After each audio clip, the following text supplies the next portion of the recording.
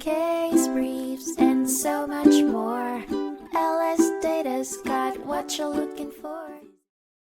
In 1999, a Supreme Court ruling in the landmark case, Mitchell v. United States, revolved around the pivotal principle of a defendant's right against self-incrimination. This particular right traversed its traditional boundary from trial phase and established its firm foothold into the sentencing phase of a case as well. At the epicenter of this case was a defendant named Amanda Mitchell, who had been implicated along with 22 others in a cocaine distribution conspiracy in Allentown, Pennsylvania.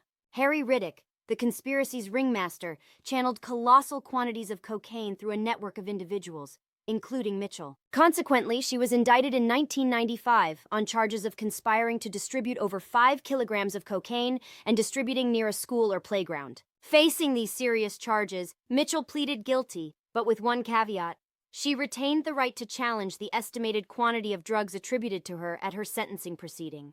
Despite her reservation of rights, the lower court fell into error by not upholding Mitchell's privilege against self-incrimination during the sentencing hearing. Mitchell's silence during this phase was considered an admission of sorts, however.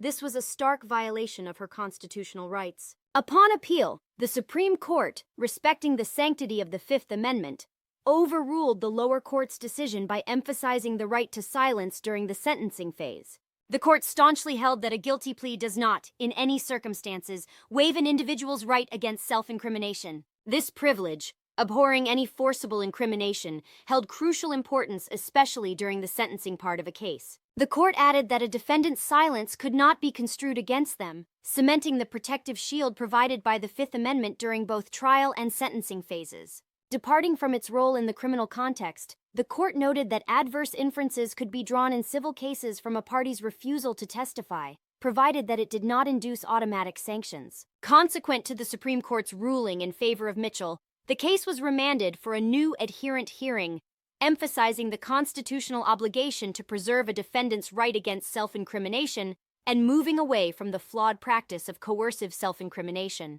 Yet, the court left unaddressed the question of using a defendant's silence to gauge remorse or acceptance of responsibility, hinting at a future juncture of jurisprudential discourse. Case briefs, and so much more. LSData's got what you're looking for. Visit lsd.law, elevate your mind. Leave the stress of class.